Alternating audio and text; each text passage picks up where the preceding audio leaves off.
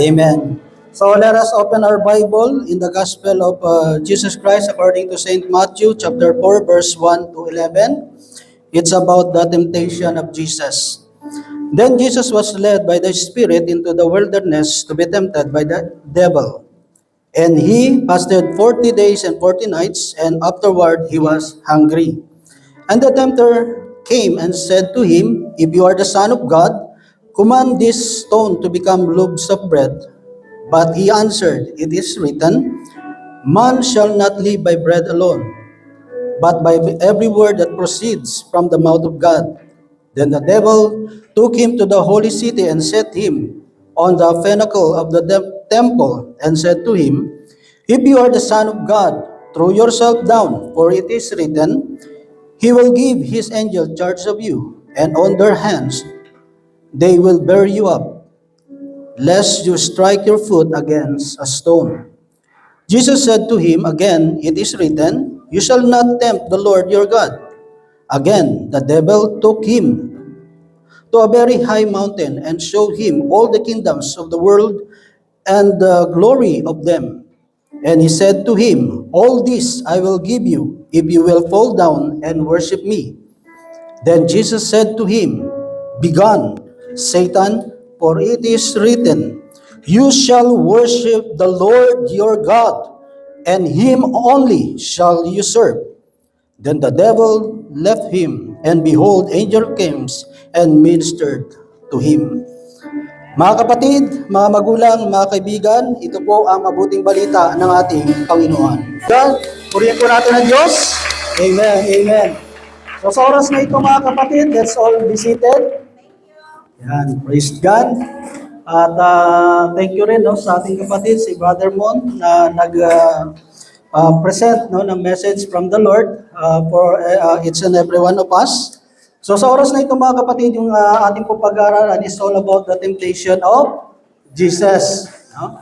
So it was happened mga kapatid after the baptism of Jesus, Jordan River. No? So after that mga kapatid, yung temptation, Jesus was led by the Spirit dun po sa wilderness. Amen?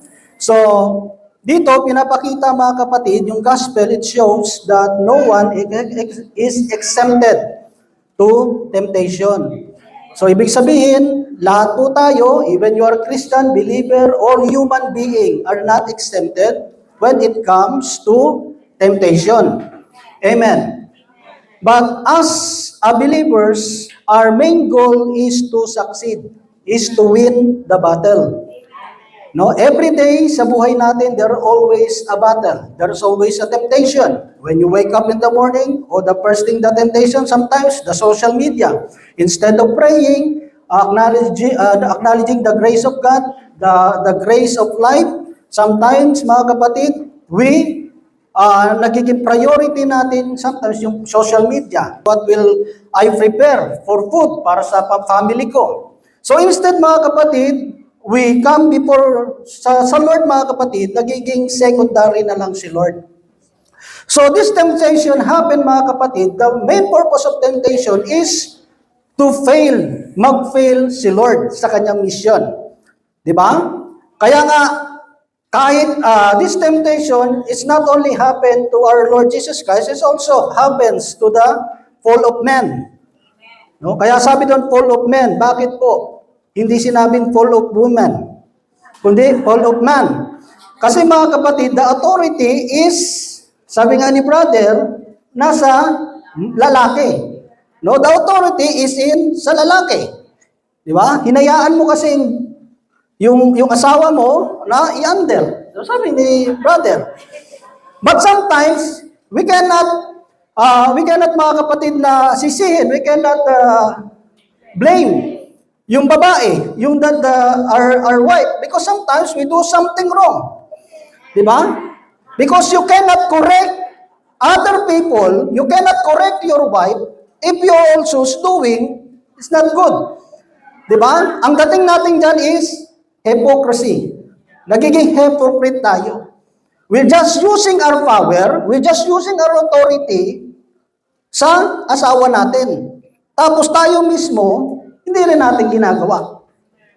So, but the main purpose purpose this, mga kapatid, is to fail. Para mag-fail si Jesus. Example, ako, preacher.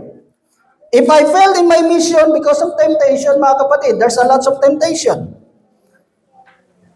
Example, si brother nyo, may hatred. I have hatred. I don't forgive a person. Then I will stand here and preach about repentance, about forgiveness. Even how good is my topic, even how good I deliver the topic about forgiveness, if you know me, it will be useless. Di ba? Kasi bakit? I already failed myself. Hinayaan ko yung sarili ko na matalo ng hatred. Di ba? So dito mga kapatid, temptation. All of us, tayong lahat, every one of us mga kapatid, tayo ay we face a lot of challenges, temptation. At dito mga kapatid, sabi ko nga, ang main purpose ng temptation, para tayo ay mag-fail, hindi tayo mag-succeed. At ang three things na ito, na temptation ni Satan kay Jesus Christ, is also happen sa time ni Adan at Eva. The first temptation is about physical. And Eve was tempted by the snake, mga kapatid, through food, the fruit of knowledge of good and evil. So, ibig sabihin, yung temptation is more on physical. Yung ating kinakain. We have three basic needs as a human. Di ba? Pinag-aaralan natin yan, mga kapatid, sa elementary. What is the basic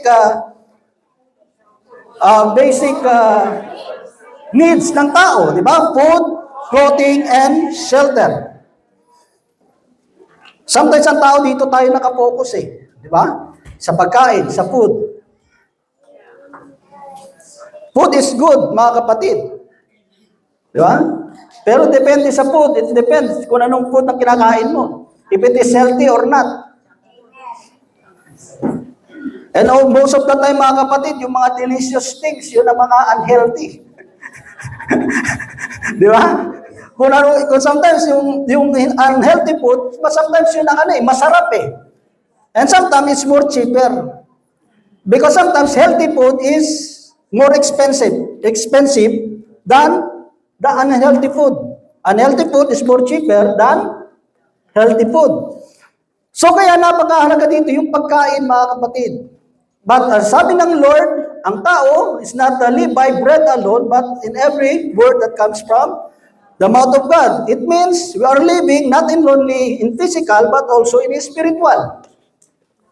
If your physical body, mga kapatid, pag diniprive mo siya na pakainin ng healthy food, ano mangyayari sa iyo? What will happen to your system? It will become weak. Your immune system will become weak. If your immune system is weak, you are exposed to any sickness, illness. Why? Because there's no defense. Yung defense mechanism ng system ng katawan mo is weak. Bakit? Kasi you taking things na unhealthy, na hindi nakakatulong, unhealthy food, it will not help your immune system, mga kapatid, na mag-depend ng katawan natin. So may kita mo, when God created yung human, mga kapatid, maganda yung design ng Diyos eh. Merong defense mechanism yung sistema ng ating katawan. And the same thing in spiritual. Our spiritual food is the Word of God. But sometimes, mga kapatid, we fail. Kasi we listen, mga kapatid, instead of listening to the Word of God, we're listening about the voice of this world. No, yung mga worrying, mga struggle, yung mga fear natin. Kaya ang dami nagwo-worry ngayon. Marami ang nade-depress. Ha? Tingnan mo yung katabi mo. Nade-depress ba yan?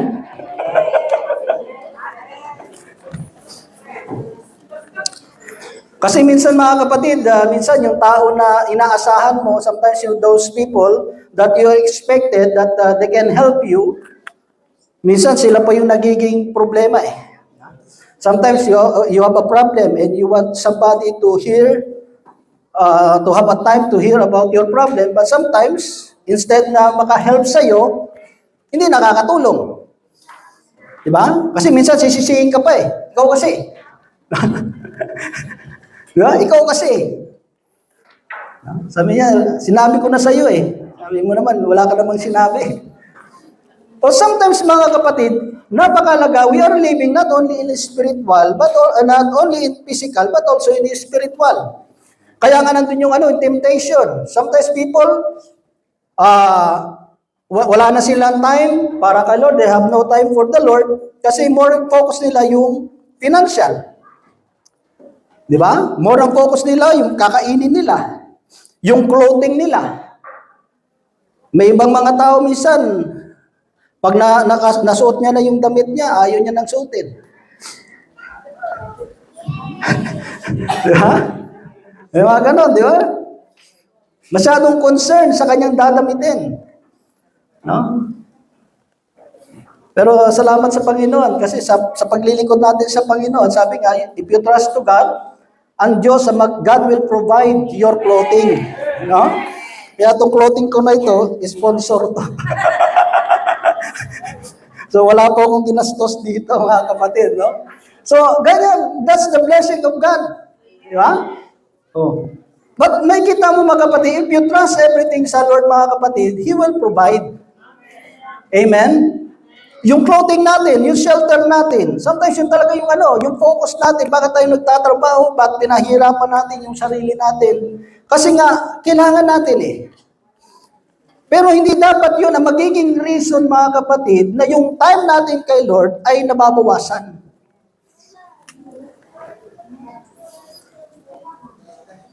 Kasi sabi lang natin, God will understand. Next Sunday, they will still gawain. It's okay.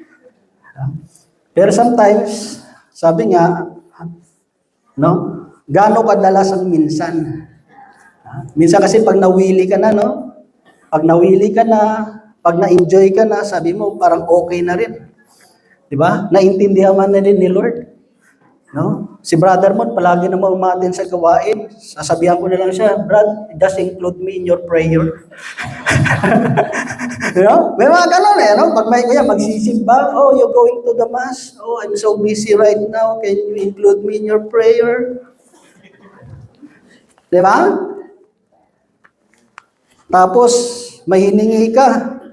It's already a couple of months, a couple of years, until now, you don't receive what you are asking for the Lord. Tapos magugulat ka na lang, yung hinihingi mo, doon napunta doon sa taong, no? The answer for your prayer, it was given by God to the person na pupunta doon sa church, nananalangin. Tapos isisihin mo si Lord, Lord, ako nang humingi niyan. Bakit sa kanya napunta? Di ba? Kasi bakit? Ano tayo eh? Masyado nating nagiging taken for granted natin yung panawagan natin sa Panginoon. Amen. So yung ikalawa mga kapatid, sabi doon, is not only the physical and also our knowledge about the Word of God. Sometimes, people, sabi nga, a little knowledge is dangerous. Yes, we know the Word of God. But sometimes, if you misinterpreted the Word of God, your application is also wrong. Di ba? Example, 2 Corinthians chapter 5, verse 17. If you are in Christ, you are a new creation. So, na-misinterpret niya ngayon, new creation. Before, I'm a man. Now, I'm a girl. Na-misinterpret. The Lord said, if you are in Christ, you are a new creation. Oh, man. So, I am a man today. Tomorrow, I'm a girl. I'm a woman. So, na-misinterpret. Yung Word of God. Diba? Gwapo sana, kaso mas piniling maging maganda. Yan ang problema. Hallelujah. So yung knowledge natin is not about how you are knowledgeable, no, dun sa Word of God. It is how you prove to the people that you really knowledgeable doon sa Word of God. Kaya nga sabi ni Brother Mon, the fifth gospel is us. We are the fifth gospel. We are the living Bible, mga kapatid. Kaya nga kung tayo ay hindi namumuhay sa salita ng Diyos, mga kapatid, it's just show, mga kapatid, na more lang tayo sa knowledge. May mga tao minsan na naturuan lang ng konti. No? Lumaki na yung ulo, they become proud to themselves. They just learn something. They think, oh, I know everything. I know everything. Ask me everything. I can answer. I can answer. As long I have data.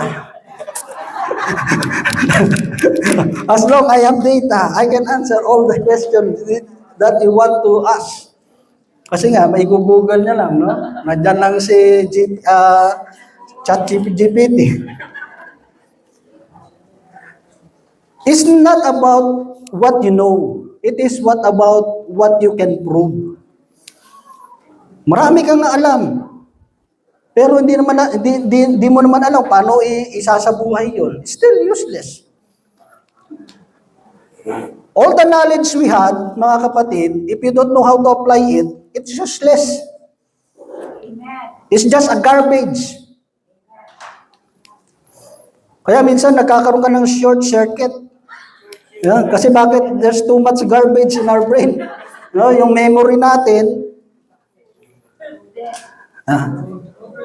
overloaded.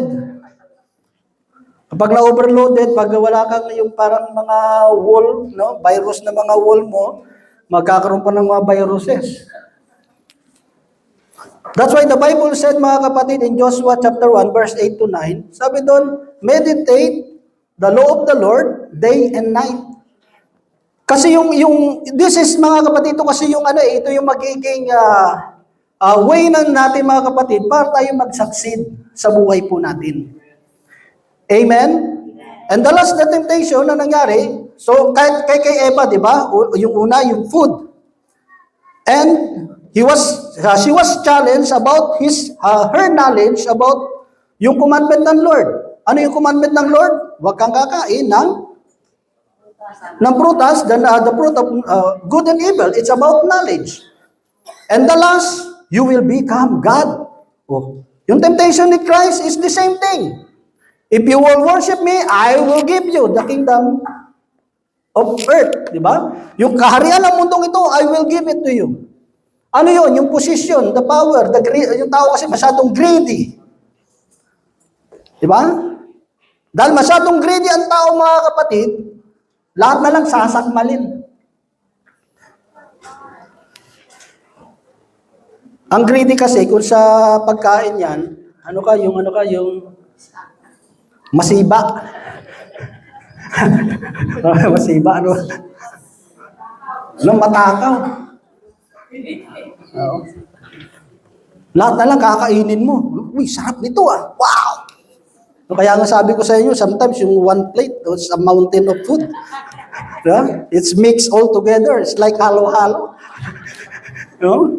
When you eat it, you cannot, hindi mo ma-acknowledge, ano ba yung kinakain mo? No, ito ba ay adobo, it's munggo, ano ba to? Kasi it's all mixed together. So the taste, mga kapatid, you cannot recognize anymore. Ano ba itong kinakain ko? Basta, sarap lang. Amen. So, dahil sa greediness, because of power, because of the position, mga kapatid, sabi nga, pag nabigyan ka ng posisyon, at nakita mo yung sistema, hindi maganda, and you do nothing, mga kapatid, at ang ginagawa mo is always blame other people, and you do nothing, you just, nagiging additional ka lang sa problem. You become your burden or additional problem. Kasi meron ka na eh. Meron ka ng power eh. Meron ka ng kakayanan eh. Nabaguhin yun eh. But still, you keep on blaming other people about your mistake. It's not good. It's not good. Diba? Kasi ikaw yung may kapangyarihan. Ikaw yung may kakayanan ngayon eh. You cannot change the past, but you can change the future. Diba? Eh kung puro na lang tayo yung nakalipas, ay wala. Walang mangyayari sa buhay natin. Amen. So, 3 things mga kapatid. What shall we do? Ano bang gagawin natin to overcome, to succeed sa buhay na ito mga kapatid? Para magpatuloy tayo sa mission natin sa Panginoon. Napakahalaga mga kapatid is yung leading. Yung God's leading. If you're planning something, make sure na ask the guidance ng Lord. Always ask the Lord's guidance. Pag may planning ka, may plano ka, if you want to do something, always seek guidance sa Diyos. Kasi sabi ng Bible, there's something, may mga bagay na sa paningin ng tao, tama. Pero yung ending niya, sabi doon is kapamakan. Minsan kasi ganun ang ginano ng demonyo eh. The devil will tempt you sa weakness mo. The devil will not challenge you sa isang bagay in the things that you are strong. Itetest ka ng demonyo kung saan ka mahina. That's why whatever you want, the devil will just give it to you, give to you. Then ikaw, receive. Then, bandang huli mga kapatid, apparently, nandun ka na. It's already late when you recognize mga kapatid na you already fall in temptation. Kaya napakalaging guidance ng Lord eh. Temptation is not a sin unless you give in. Diba? Temptation is not a sin because Jesus Christ was tempted. But He did not commit sin. Why? Because He was filled by the Spirit. Diba? Kailangan kasi nandun yung guidance ng Espiritu ng Diyos eh. Kasi pag hindi Espiritu ng Diyos yung nag-guide sa atin, baka yung Espiritu mo lang. Eh paano kung yung Espiritu mo, ligaw din? No, parang sabi ng kanta, do you know where you're going to? Di mo alam kung saan ka pupunta. So we need the guidance ng Espiritu ng Diyos. Do not decide, especially a major decision. Make sure mga kapatid, isig natin yung guidance ng Diyos. At kasi pag sinig natin yung guidance ng Diyos, yes, mayroong mga struggle. No? Merong sometimes hindi ka comfortable. Sometimes it seems parang mali. Parang hindi yata tama to Lord ah. But never question God. Amen? When you said, Lord, guide me, you need to trust Him. Diba? Na kahit sa tingin mo, parang Lord, hindi yata, this is not the solution to my problem. Sometimes, oh Lord, parang hindi yata, this is not the right way. But kailangan sa buhay kasi, hindi natin kailangan questionin ang Diyos eh. All we have to do is to trust Him. Hihingi ka ng guidance, tapos hindi ka magtitiwala. Sometimes people, they seek for advice. When you advise them, they will not follow your advice. So what is the use?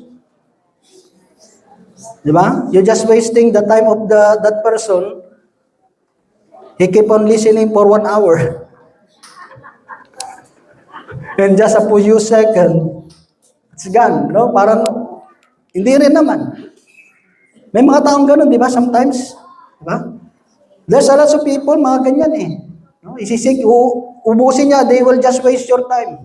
You keep on listening. Okay. Okay. Tapos ina-advisean mo na, yes, brother, yes. Di ba? They're not listening to learn. They just listening to yung para to defend themselves, to justify themselves. Amen. So, hindi lamang mga kapatid, led by the Spirit, and also, sabi doon, through prayer and fasting. No? Para tayo ay mag-succeed, mga kapatid, mapagtagumpayan natin yung mga temptation, challenges natin sa buhay, we should not forget to pray and fasting. No? But, pag meron ka ng medical condition, mga kapatid, meron ka ng problem sa medical, payong kaibigan ang tawag doon, it's better, wag na. Bakit? Kasi marami na rin po tayong mga disciple din sa Pilipinas. Kasi yung katawan mo, when you're getting old, it's already different. No? Ako mga kapatid, ngayon, pag walang laman ang tiyan ko, parang hindi gumagana utak ko.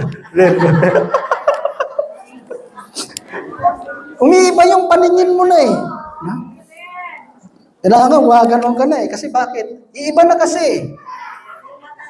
Oo, yung mata mo, nag-iiba na rin yan eh. Hindi kasi pwede yung, may faith ako, may faith. God gave us the gift of faith, and also God gave us a gift of wisdom. The gift of faith and the gift of wisdom, they work together. Kunyari, nasaksak ka. Ang lapit-lapit ng clinic, ng hospital, Lord, I have faith on you. Tapos bumudugo, lumalabas yung atay mo. Lord, I have faith in you, Lord. Ay, mali na po yun. That's already wrong interpretation when it comes sa faith. May wisdom na binigay ng Lord sa iyo. The Lord will direct you. There's a close clinic there and a hospital. Why you bring yourself them and ask for help. Pwede yung faith na yun, kunyari nasa wilderness ka. If you are in the wilderness and there's no hospital, there's no clinic, that's the time you can use your faith mo rin. There's no means. Di ba? Lord, I believe. Kasi wala na talaga eh. Pero kung meron pa, na pwede mong, di ba? Parang minsan, di ba, yung paragi nating na sa mga story, di ba, yung bumaha, there's a flood, tapos nandun ka sa rooftop, and you ask the Lord, Lord, help me, Lord. No? Send a rescuer to save us. Kasi nasa rooftop sila, there's a flood, di ba? Nagpadala ng boat, no? Speedboat. No? Pero sabi niya, Lord, hindi yan. No, I don't want like that. Nag-expect ka ng iba. So, how many times nag-send ng Lord, mga kapatid? Pero ayaw mo. You don't want it. So, ano nangyari? Nalunod ka. Then you face the Lord, according to your word, Lord, you're gonna save me. Ask and you will receive. Eh, binigay na sa'yo ng Diyos eh. Kasi iba yung gusto mo. Iba kasi yung gusto mo, iba yung hinahanap mo. Amen. Minsan yung hinahanap mo, katabi mo lang pala. Diba? O minsan yung hinihingi mo sa Panginoon, nandyan lang, pero hindi mo lang makita. Na-answer prayer ka na pala. Pero sometimes you're just ignoring it. Kasi bakit? Kasi hindi yun ang ini-expect mo. Amen? So, nandun yung mga kapatid, yung sabi doon, yung prayer and fasting. Kaya napakalaga yung prayer. At sabi nga ni Brother Moon, pray for us. Diba? Kaya nga napakalaga yung mga prayer partner. Kaya nga tawag sa atin, prayer partner. We pray to each other. Pray one another, mga kapatid. Ipag-pray natin, yung mga lalo, mga leader, no? Yung mga nangangaral din ng mga salita ng Diyos. Lahat tayo, dapat pinapanalangin natin. No? Don't just concentrate to your, yung personal petition mo. No? Huwag mo lang isipin yung sarili mo. No? Nasabihin mo, buntot ko, hila ko. Ako na bahala. Hindi ganun. Kailangan lahat tayo mga kapatid, maging brothers keeper tayo. And last mga kapatid, ang sabi doon, para tayo mag-succeed mga kapatid, napakalaga yung Word of God. Amen? Number 1, we are led by the Spirit. Number 2 mga kapatid, nandun yung prayer and fasting natin.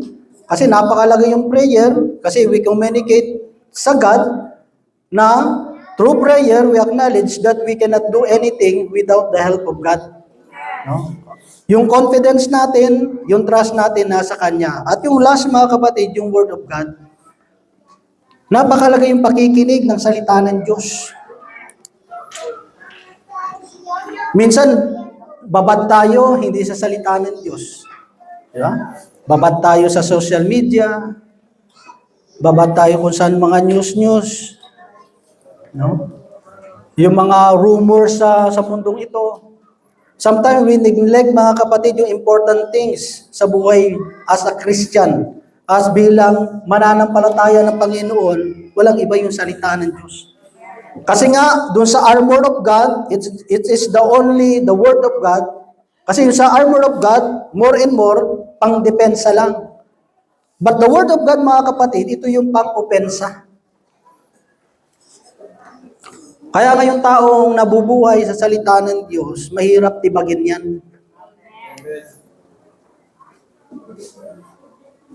Yung tao na naninindigan sa salita ng Diyos, mahirap i-stumble yan. Kasi bakit? Kasi yung Word of God yun ang nag-firm sa atin Kaya nga sabi ng Lord, why you ask me, Lord, Lord, Lord, Lord, and you do not follow my commandment? Sabi niya, I will show you. Sino ba yung nakikinig, nagsasabuhay? Yung nakikinig, lumalapit at nagsasabuhay. That's why it's very important sa Diyos, yung listening and yung doing the Word of God. Kasi pag isinasabuhay natin yung salita ng Diyos mga kapatid, doon kasi tayo tumatatag Doon mo may experience yung kapangyarihan ng salita ng Diyos. Doon mo mararanasan yung promise ng God na totoo yung promise ng Panginoon. Kaya nga mga kapatid, yun ang minsan nalineglect natin na naglilingkod sa Diyos. Kaya nga isa sa pinasasalamatan ko po talaga sa Panginoon, yung nga sabi ko sa second job ko, I have a lots of time na mag-meditate din ng salita ng Diyos. Diba? Kasi yung nga sabi ko sa inyo na most of the time, yung nga, 2 hours or 3 hours lang yung trabaho ko. So I have 5 hours na mag-ano ng salita ng Diyos. No? It's a blessing ng Panginoon. They just paying you just to sit down and wait for further instruction. So, blessing yun Blessing. No? Salamat palagi kay Lord. It's always thank God. Kasi yung purpose ng demonyo, yung demonyo kasi, he wants us to worship the devil. Kaya nga lahat ng gusto mo, iaano ng demonyo sa iyo. Pero ang gusto ng Diyos, sabi doon, ang Diyos lamang ang dapat mong sambahin. Siya lang dapat yung sambahin natin, hindi yung kayamanan. Amen? Hindi yung pride of life, hindi yung pleasure sa mundong ito. Alam nyo, isa sa mga natutunan ko sa buhay, kapag tumatanda ka na,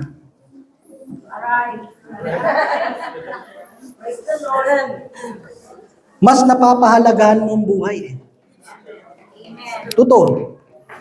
Kasi alam mo sa sarili mo, di na rin tayo magtatagal. Yeah, because you know, you will not live in more. Who knows, di ba? Kaya nga dapat pag nagkakaedad tayo, hindi na tayo nagsasayang. Amen. Di ba?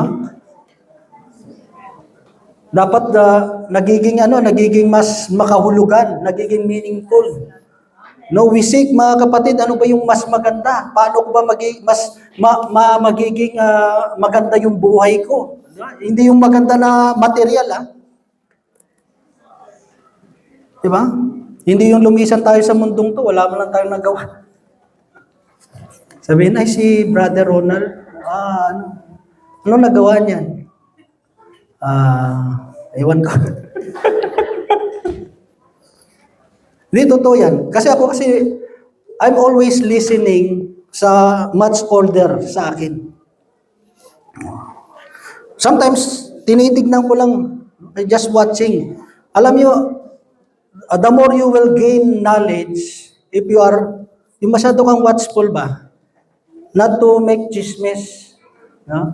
Yung pinag-aaralan mo yung buhay ng mga taong mas older than you. You will learn a lot. Katulad niya, sabi ko nga sa inyo, nang tinawag ko ng Lord as a preacher, I'm still single. Tapos may makasama na akong preacher na may mga asawa na. I see their struggle. Lalo na pag ang asawa nila, wala pa kay Lord. If their wives are not in the Lord, grabe struggle nila. Diba? Hindi naman pwede nilang iwan. Kasi kasalanan sa Diyos yun. Kaya doon pa lang, I gain already knowledge na kung ako magkakaroon ng asawa, kailangan na kay Lord. Di ba? At hindi lang siya na kay Lord, pati yung mga tiya niya. Because all the aunt and uncle of my wife, they're all in the Lord. They're all in gawain ng El Shaddai. That's why when they know, Brother Ron, hindi na ako nag-struggle. Hindi ako nag-struggle, mga kapatid. Hindi ka naglamo walang struggle na nangyari. So, di ba? Parang parang binigyan ka na ng red carpet. So, it is also a blessing ng Panginoon. So dito mga kapatid, kung gusto natin maging mag-succeed sa ating panawagan, sa ating buhay, to overcome the temptation, all the challenges, napakalaga yung tatlong yun mga kapatid. We always seek the guidance of God through prayer and meditation, fasting, and also sa Word of God. Amen. So sa oras na ito, let us all stand mga kapatid.